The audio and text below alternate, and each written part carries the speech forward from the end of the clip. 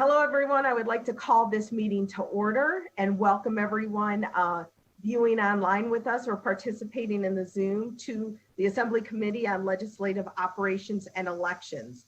With that, I would ask our committee secretary to please call the roll. Assemblywoman Dickman.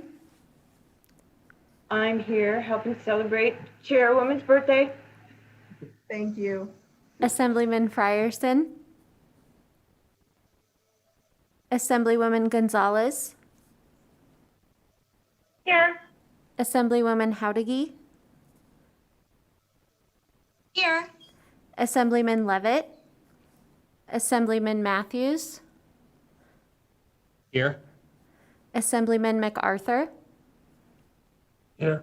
Assemblywoman Monroe Moreno. Assemblywoman Thomas. Here. Assemblywoman Torres.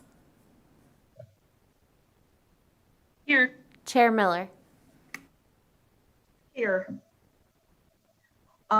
Please note that we do have a few members that are still in an earlier committee and they'll be joining us. So please mark them as present when they arrive, and anyone else who is not here as absent excused. With that, again, just want to remind everyone that in order to testify on any of our bills during the hearing, that you need to register on the agenda once it's posted, and it will give you the actual registration code and everything that you need to participate in the meeting if you choose to testify. When we get to the portion where you will be testifying, please make sure to speak clearly for the record and also state your first and last name. Committee members, of course, as you know, we are using multiple forms of technology up here. So please don't take that as that we're distracted doing something else. We're just managing a lot of technology. We will have public comment at the end of the agenda. And so with that, we would like to jump into the next agenda item, which is actually a bill hearing on AB 166. AB 166 is sponsored by Assemblyman Hafen, and this measure establishes disclosure requirements related to certain election-related communications. So with that, Assemblyman Hafen, whenever you're ready, you may begin. Thank you, Madam Chair, and good afternoon, committee members. Gregory Hafen II, representing Assembly District 36, and I have sponsored Assembly Bill 166. And as the chair started out, we all are using more and more electronic means of communication. And I would just like to take a moment and acknowledge the COVID pandemic, and that we've all struggled with the lockdowns and the deaths, and that we've now seen more and more electronic means of communications, especially via text messages during the campaign system. And existing law, which is codified under NRS 294A-348, currently requires individuals, political action committees, political parties, and committees sponsored by political parties to clearly identify who paid for the communication within that communication. This is required when the individual or entity spends more than $100 for political advertising and the communication is created to advocate for the election or defeat of a candidate, a group of candidates, or to solicit donations. However, this provision is dated and specifically applies to communications through television, radio, newspaper, magazines, outdoor advertising, and mailing. Although it mentions any other type of general public political advertising, text messaging has fallen through the cracks. Assembly Bill 166 is not a complex bill. It is simply to modernize campaign disclosure requirements and fix the loophole in Nevada by making sure text messages from a person, PAC, political party, or committee sponsoring by a political party to disclose in the text message the name of the individual or entity who paid for the communication. In this past election cycle, with more and more text messages being used, I heard from many constituents that they were frustrated that their privacy was continuously being interrupted and they could not figure out who was sending all of these text messages. Consistent with current law, this is only required when the individual or entity spends more than $100 and the communication advocates for the election or defeat of a candidate or a group of candidates or solicits a contribution. Madam Chair, with your privilege, I'd like to do a little PowerPoint presentation and share my screen so that I can show some examples of some campaign text messages to further illustrate. Assemblyman, are these, what you're going to show us, is this already loaded onto Nellis? I would have to ask the committee secretary. Do we have, can we get a response on that? I'll look it up right It now. is. I was It is? just. Okay. Then please proceed. Thank you, Madam Chair.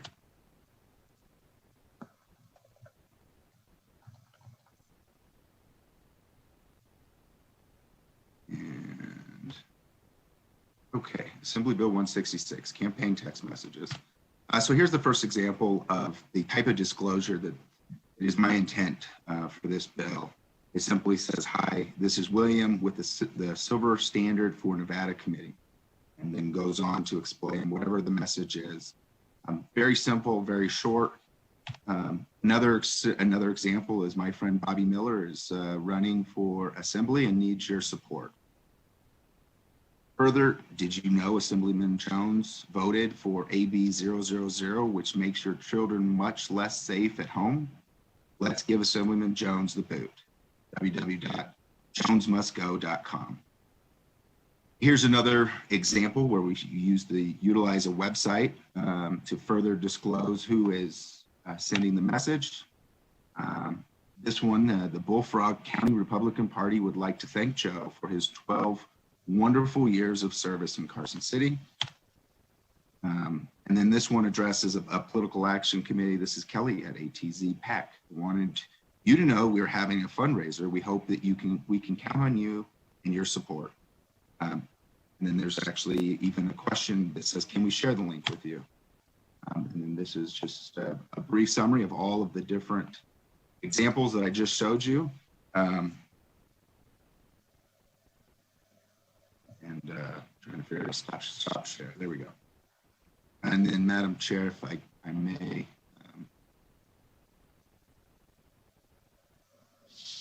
move on to just thank you for your consideration, the committee's consideration of Assembly Bill 166.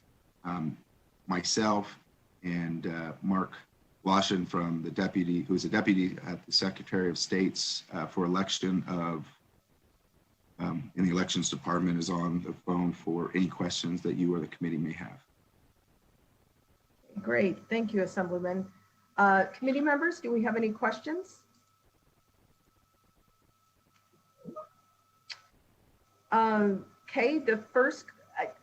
Okay, first question from Assemblywoman Gonzalez.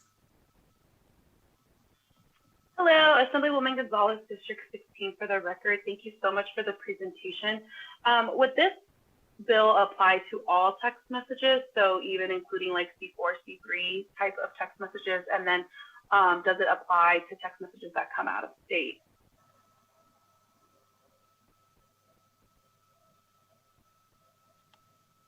Through you, Madam Chair, to the Assembly. Go direct, please. Oh, okay. Assemblywoman Gonzalez, thank you for the question. The intent for this is for political advertisements, political text messages. And I was trying to hear you, and I think you mentioned the C3s, such as the nonprofits. That is not the intent of what we're doing here. The intent of this bill is strictly for political messaging through the text messages, and to really make things more consistent and transparent, as we've done with print messages and newspaper or magazine advertisements. And I believe you asked about the monetary threshold. There is a monetary threshold of $100. So it would be any time the messages are being sent that would exceed that $100 threshold. Can I follow up with a question, Chair? Yes, please. So how would you know if a person spent more than $100 on a text? For example, I think like there's many different apps that you can, spend $200, $300, $400 and text your base with. So how are we able to know that they're spending more than $100 on this program?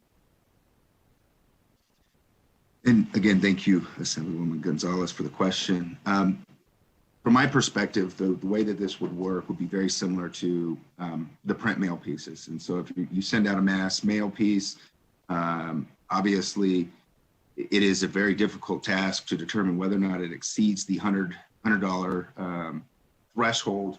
And I know Mr. Lawson can probably touch base on it a little bit more. But again, the intent is for consistency amongst the different types of media that we are now using in this realm. And I don't know if Mr. Lawson wants to add anything to that. Certainly, Assemblyman Haven, appreciate the offer to talk. Assemblywoman Mark Voloshin, Deputy Secretary of State for Elections, for the record. In regards to your question, how would you know? I admit it would be pretty challenging. This is something that if we identified first and foremost that there was a text message that was not in compliance, we would carry out the same procedure that we do for all of the other alleged violations of this same statute. Specifically, our compliance investigator would reach out to the organization or entity that had sent it. If it was not in compliance, that would be part of the investigation.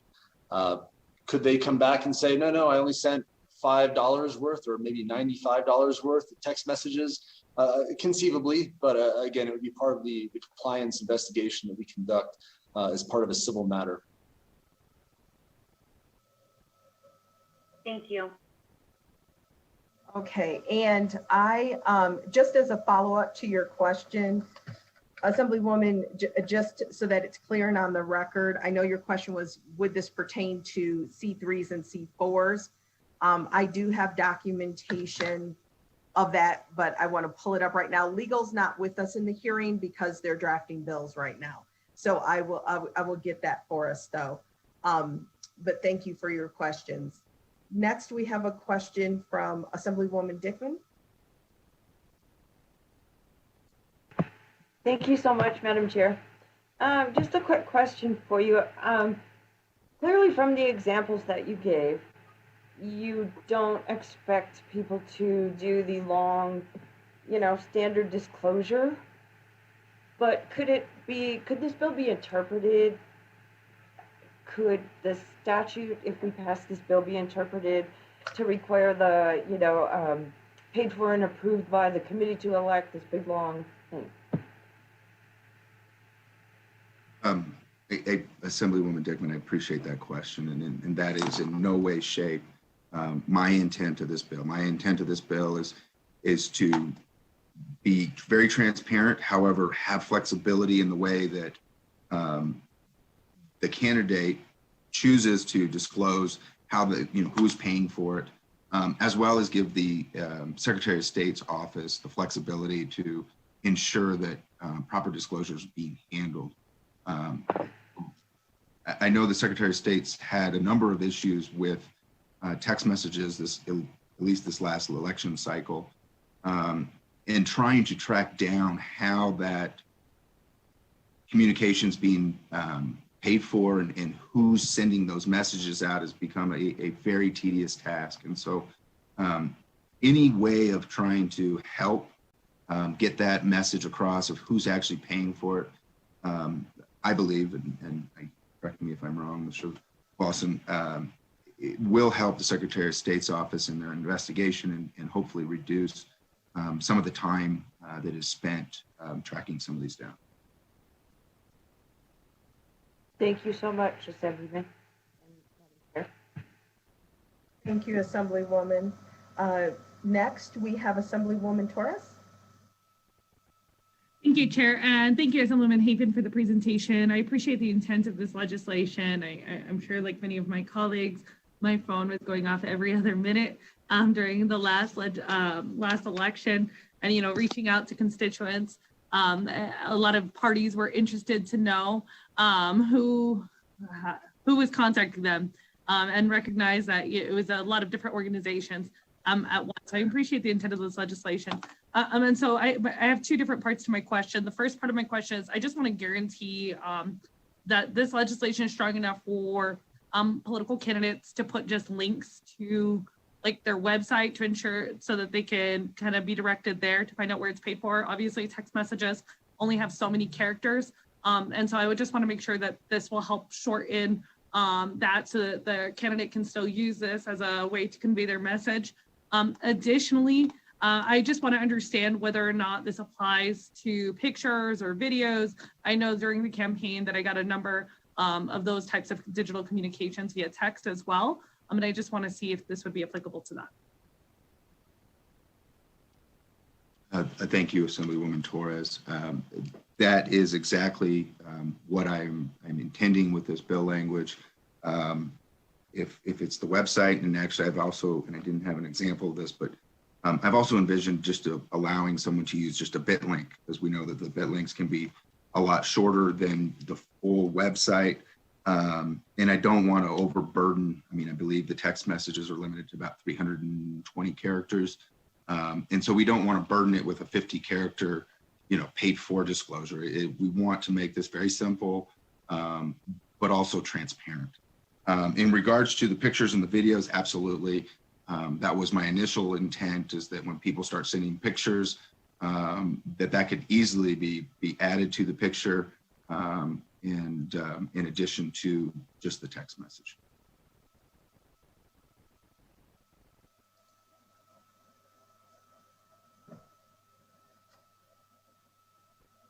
Assemblywoman, does that conclude your questions? Yes, thank you. Okay, thank you. Assemblywoman Thomas. Good evening, good evening, Chairwoman, and happy birthday. Oh, thank you. My question, Assemblyman Hafen, I'm trying to not read into AB 166, but I am, because I want to know, you put a dollar amount in there, which is, basically the campaign, whoever's doing it expends more than $100. But I'm thinking that eventually you or someone else will come in and take that out, amend it, just to have $0, meaning you want to know everyone that sends a text message, who it is, their name. So, I have an issue with the way this is written and whether or not something else is coming down the pike. Why did you even put that in there when you really want to know when people send a text message out, who's sending it out? And why wasn't it just put in that way? And Assemblywoman Thomas, that is an excellent question. The $100 is actually the current language. So currently, any paid political advertisement that is in excess of $100 has to have the paid for on. And so this language is just to say, hey, text messages currently don't have to have any disclosure whatsoever. We want to include them in the language and say, if you're going to send a text, you have to do the exact same thing that any other paid political ad is doing. And that's where the $100 limitation came from, is the existing NRS that discusses all the other means of communication and campaigning. And it's not my intent to go beyond that ever. I think that what we have is sufficient, and I really just want to make everything kind of on the same level playing field, with the caveat that the text messages are shorter and limited in space. Thank you, sir. Any additional questions from members?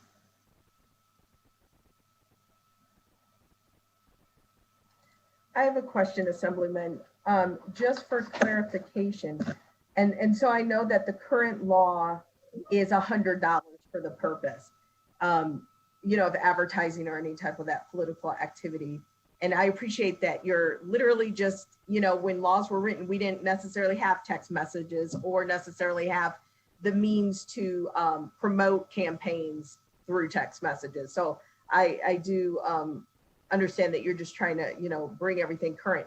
But with that $100, is that like a cumulative or $100 per advertisement? Thank you, Madam Chair. And I'm going to have to refer to the expert in this matter and how that's currently being handled with all of the others. And so, Mr. Wilson, if you'd chime in on that, I would greatly appreciate that. Absolutely. Thank you, Assemblyman. Mark Voloshin, Deputy Secretary of State for Elections, for the record.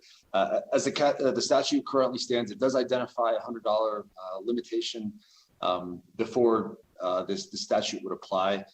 Really, that's never been the issue for us when it comes to compliance. Since 2014, we've had approximately 18 formal complaints about this statute. Usually it relates to signs that just don't have paid for by. But again, as you can imagine, we aren't necessarily going out, looking at the number of signs, finding a publisher to identify how much those cost, and then only addressing those individual organizations that have crested that $100 limit. Generally speaking, when signs are mass produced, if they're identified as being an issue, that's how we identify and again, begin the compliance discussion. For these text messages, it would be something similar. If there were text messages that we were made aware of that were out of compliance, the first step would be to investigate and to get in touch with the organization.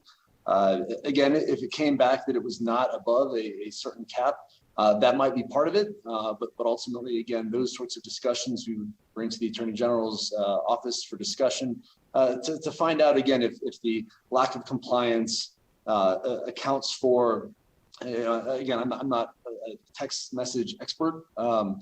Perhaps my kids are, but one day, again, it may be possible to email out a text message without making it cost $100. I don't know if that's possible currently, but that sort of discussion, again, we would look at the compliance piece of it as it pertains to the statute, and then bring questions of that nature to the Attorney General for discussion.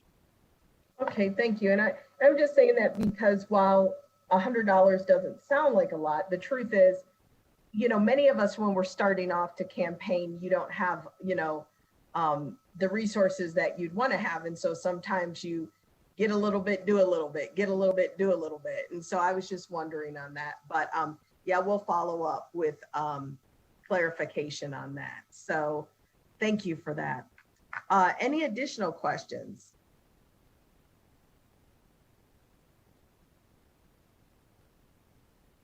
Any other questions, members? Okay, not seeing any right now, then we can move on to testimony in support of Assembly Bill 166. So broadcasting, please open, and whoever you have in the queue. And again, just would like to remind anyone calling in for support to please state your name, your first and last name for the record. And also you will have 2 minutes. So broadcasting when you're ready. Thank you, Chair. To testify in support of AB 166, please press *9 now to take your place in the queue.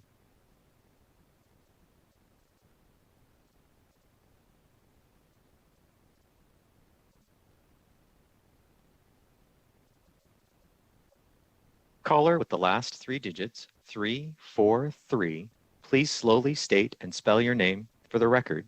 You will have 2 minutes and may begin. Caller with the last 3 digits, 343, please press *6 to unmute. Madam Chair, Madam Vice Chair, this is Doug Goodman, D-O-U-G-G-O-O-D-M-A-N. I'm founder and executive director for Nevadans for Election Reform.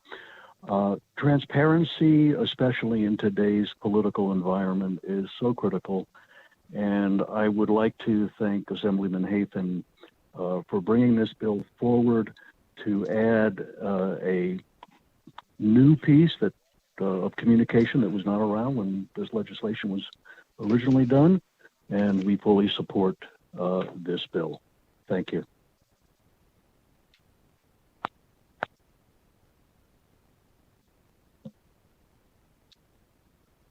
To testify in support of AB 166, please press star 9 now to take your place in the queue.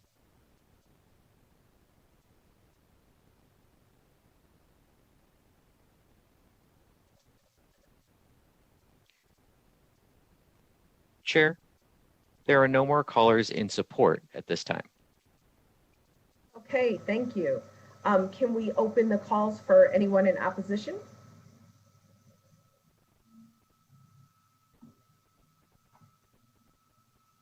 If you would like to testify in opposition to AB 166, please press star 9 now to take your place in the queue.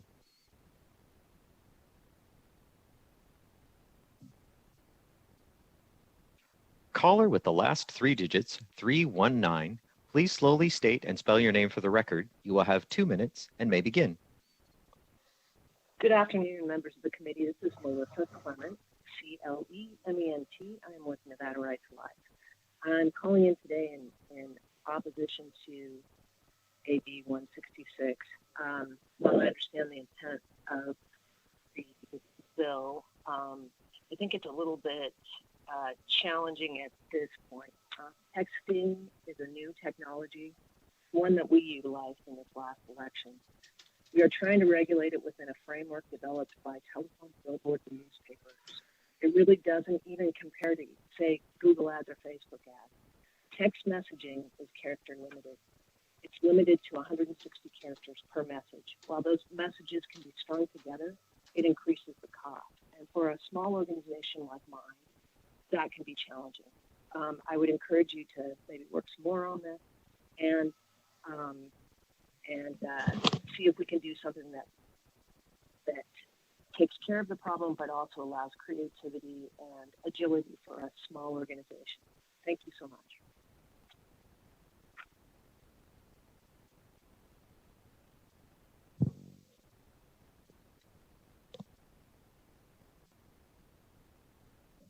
Caller with the last 3 digits, 105, please slowly state and spell your name for the record. You will have 2 minutes and may begin.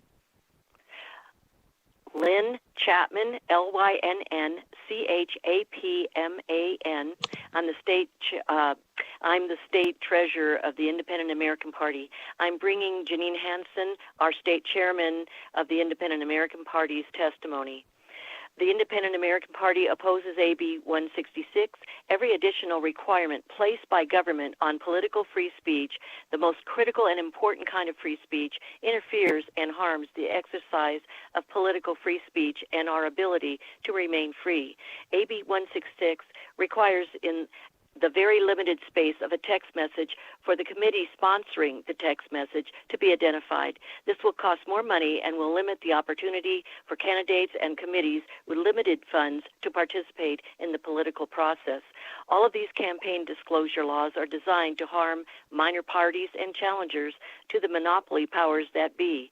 As a candidate for the Independent American Party, people tell Janine, I can't give you more than $100 because I will then be on the Secretary of State's website and the party, the powers that be, will come after me.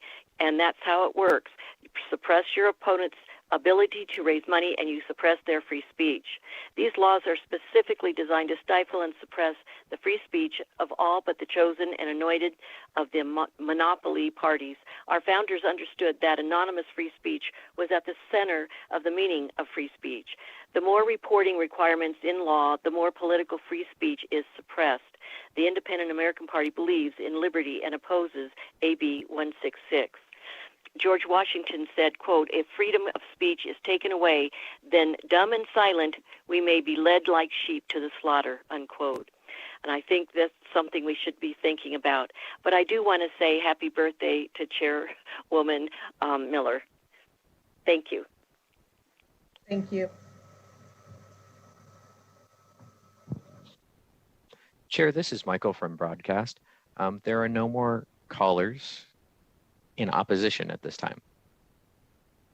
Okay, can we open it up for anyone in neutral? Yes. To testify neutrally on Bill AB 166, please press star 9 now to take your place in the queue.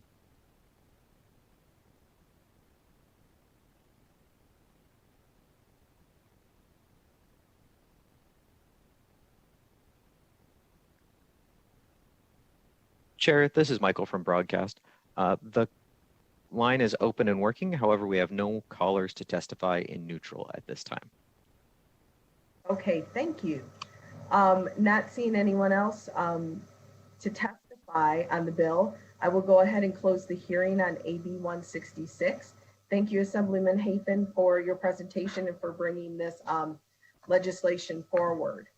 With that, I will also move on to the next agenda item, which is public comment.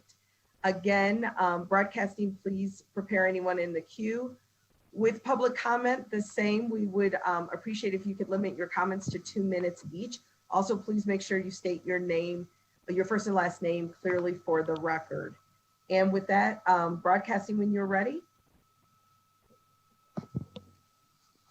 Chair, this is Michael from Broadcast. At the moment, we have no callers on public comment at this time.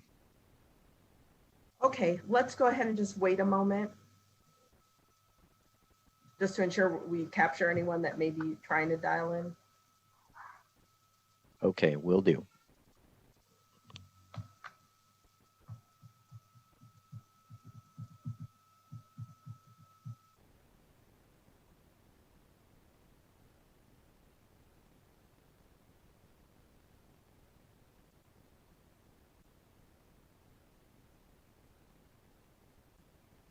Do we have anyone that has called in or looks like they're calling in?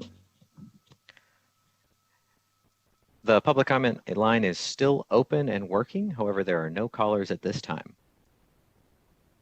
Okay, well, not having any callers, then I will go ahead and close that agenda item.